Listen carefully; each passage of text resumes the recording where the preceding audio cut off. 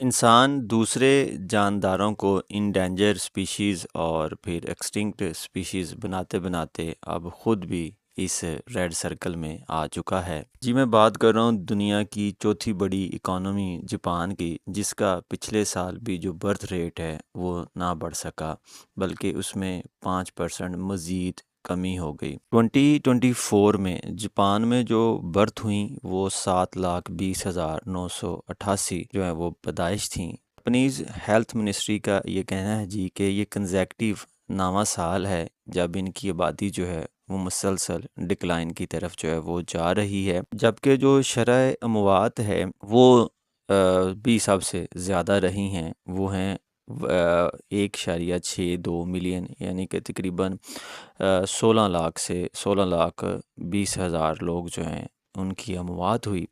इसका रफली मतलब ये हुआ कि हर एक बच्चे की पैदाइश के साथ दो बूढ़े जापानीज़ जो हैं वो खपत गए।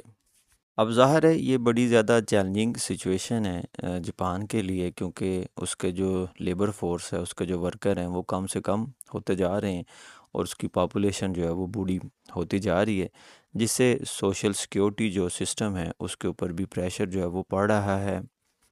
वैसे जो जापानी वर्क फोर्स है ये 1995 से ही जो है वो सुखड़ती जा रही है। रिक्रूट वर्क इंस्टीट्यूट का अंदाज़ा है कि 2040 तक जापान को 11 मिलियन वर्कर जो हैं इनकी शॉर्टेज का सामना करना पड़ेगा। पिछले साल 2024 में 342 जापानीज़ कंपनीज जो हैं ये बैंकरप्ट हो गई, डिफ़ॉल्ट कर गई, क्योंकि लेबर की जो है वो शॉर्टेज थी, तो वो माल जो है वो तैयार ही नहीं कर सकी। और इस चीज़ को रिपोर्ट किया था ब्लूमबर्ग ने। ज़ाहिर है जब वर्कर जो हैं वो कम होंगे तो टैक्स रेवेन्यू जो है वो भी कम जो है वो इकट्ठा होगा, जिसकी वजह से बाकी तमाम जो कारोबारी ज़िंदगी हैं उनके ऊपर जो है वो प्रेशर पड़ेगा। और साथ साथ उसको सोशल सिक्योरिटी कास्ट जो है ये भी जो है ये बढ़ रही है। पिछले साल जापानी हुकूमत ने 37.3 ट्रिलियन येन जो हैं ये सोशल सिक्योरिटी के लिए जो मुख्तस किए थे, जो कि 20% ज़्यादा थे जो कि 10 साल पहले मुख्तस किए जाते थे। यानी कि 10 सालों में सोशल सिक्योरिटी की जो कास्ट है उसमें 20% जो है वो इजाफ़ा देखने में आया है।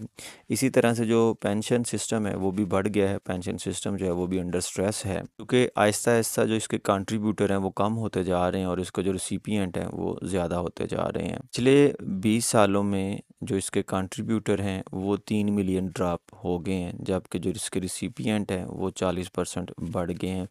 यानी कि 30 लाख लोग जो पहले इसमें टैक्स देते थे अब वो नहीं देते, बल्कि 40% ऐसे हैं जो कि अब सोशल सिक्योरिटी क्लेम करते हैं। अब जो जो जापानीज़ प्राइम मिनिस्टर हैं शिगेरू इशिबा, इन्होंने भी जो है वो कैंपेन चलाई। 3.6 trillion child care policy package जो है इसको अनाउंस किया। यानी कि जो बच्चे जो हैं उनके लिए चाइल्ड केयर फैसिलिटीज़ जो हैं उसको बेहतर किया जाए, और जो पेरेंट्स हैं जो कि बच्चे एक्सपेक्ट कर रहे हैं उनके लिए भी जो है वो ये पैकेज माली मामलात की शक्ल में, छुट्टियों की शक्ल में जो है वो अनाउंस किया गया था, लेकिन फिर भी कोई खातर ख्वाह जो है वो बेहतरी नहीं आई। और कुछ अनकन्वेंशनल इनिशिएटिव भी लिए गए, मसलन टोक्यो मेट्रोपॉलिटन गवर्नमेंट ने जो है वो एक स्टेट रन डेटिंग ऐप जो है उसको लॉन्च किया, जो कि इनकरेज करे मैरिज को। और इसको जो है वो एलन मस्क ने भी जो है वो पोस्ट किया एक्स के ऊपर, और उसने लिखा जी कि मैं जो है इस बात पे खुशी का इजहार करना चाहूँगा कि जो जापानीज़ गवर्नमेंट है उसने इस मसले के ऊपर भी जो है वो तवज्जो दी, और अगर इस तरह के रेडिकल स्टेप जापान जो है वो नहीं लेगा तो डेफिनेटली वो डिसअपीयर हो जाएगा। अब ये इस ऐप का भी एक टेस्ट केस है कि क्या ये जो है मैरिज को प्रमोट करेगी, लाइफ वर्क बैलेंस जो है, चाइल्ड केयर है, हाउसिंग असिस्टेंस है, उसके लिए लोगों को रजामंद कर पाएगी, जहाँ के कल्चर ही ये है कि ज़्यादातर लोग जो हैं वो सिंगल रहना पसंद करते हैं। आबादी में जो कमी है ये साउथ ईस्ट एशियन जो कंट्रीज़ हैं, कुछ 6-7 कंट्रीज़ हैं, इसमें north Korea, south Korea, Vietnam जो है, थाईलैंड जो है ये भी शामिल हैं। इन सब में जो है वो आबादी काफ़ी ज़्यादा जो है वो कम हो रही है। यानी कि जो साउथ कोरिया है इसका फर्टिलिटी रेट सबसे कम है, 0.75। पाया जाता है पूरी दुनिया में से ये कम है। इसी तरह से जो फ्रांस है उसने भी उसके यहाँ भी बर्थ रेट जो है वो काफ़ी ज़्यादा डिक्लाइन देखा गया 2023 में। जो चाइना है इसमें भी जो है वो पॉपुलेशन में डिक्लाइन आया है। जापान का जो फर्टिलिटी रेट है ये 1.20 रिकॉर्ड किया गया था 2023 में। और इसमें जो टोक्यो है जो दुनिया का सबसे बड़ा शहर है उसका जो रेट है वो 1% से कम था।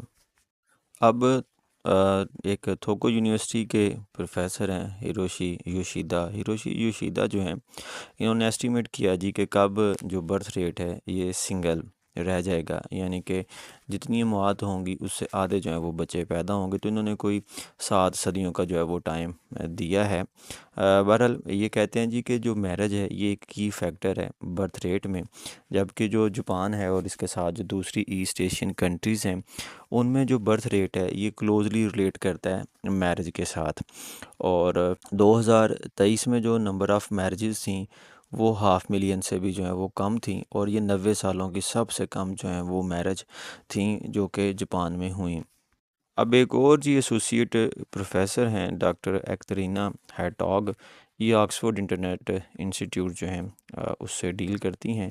इनका ये कहना है जी कि जो इकोनॉमिक कंडीशंस हैं इनका जो रिलेशन है वो ट्रेडिशनल जेंडर रोल के साथ भी है।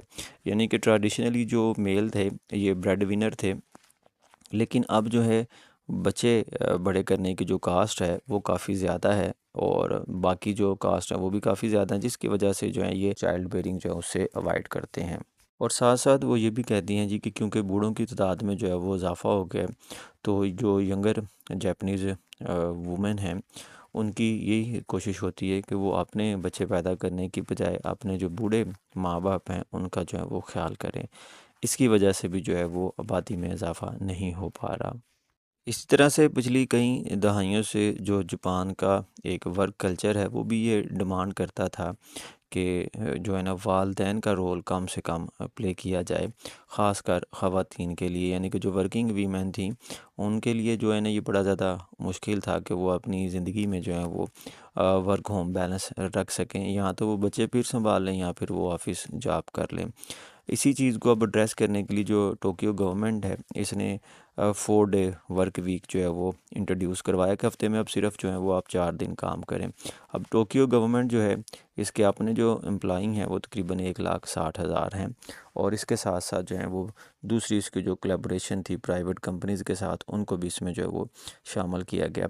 इवन कि उन्होंने ये भी कहा कि जिन वालदैन के बच्चे अभी छोटे हैं और वो अपने काम से 2 घंटे पहले जो है वो जा सकते हैं, उनकी मामूली सी जो है वो, लेकिन एक्सपर्ट ये कहते हैं जी कि जो असल शिफ्ट है ये जेंडर रोल से जो है वो आएगा। यानी कि जापान में जो है वो पेरेंट्स के लिए, ख़ासकर वालिद के लिए जो है वो पेरेंटल लीव्स जो हैं वो चलती हैं, और जो वालिद है वो पूरे 1 साल की जो है वो लीव ले सकता है। लेकिन इसके बावजूद भी 2019 में सिर्फ 3% जो लोग हैं उन्होंने ये पेरेंटल लीव जो हैं वो ली। तो कह लें कि अब जो जापानीज़ मेल हैं उनकी ये आदत बन गई है कि वो शादी नहीं करना चाहते, बच्चे पैदा नहीं करना चाहते, उनकी ज़िम्मेदारी नहीं उठाना चाहते, वैसे ही जो हैं वो हैप्पी हैप्पी हैं।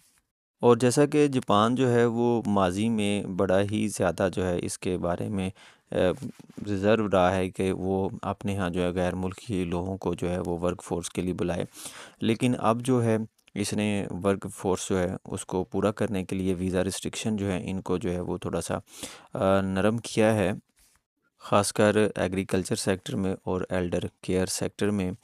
और 2024 तक जो है ये क्लेम किया जाता है जी कि जो गैर मुल्की वर्कर हैं वो 3 गुना हो जाएंगे जापान में, लेकिन सिर्फ गैर मुल्कियों को वर्कर को भर्ती करने से जो पॉपुलेशन डिक्लाइन है ये कम नहीं होगा। पॉपुलेशन जो है अभी टोक्यो की जापान की जो पॉपुलेशन है पूरे जापान की वो 125 मिलियन है, जबकि प्रोजेक्शन ये बताती हैं कि 2070 तक ये जो पॉपुलेशन है 87 मिलियन जो है वो रह जाएगी, और उसमें भी 30 से 40% जो हैं लोग वो एल्डर सिटीज़न होंगे। और एक्सपर्ट ने तो यहाँ तक कहना शुरू कर दिया जी कि जो जापान है उसके लिए उसके पास जो टाइम है वो 2030 तक है। अगर वो इस चीज़ को रिवर्स करना चाहता है तो कर सकेगा, लेकिन उसके बाद जो है ना फिर ये काम इरिवर्सिबल हो जाएगा।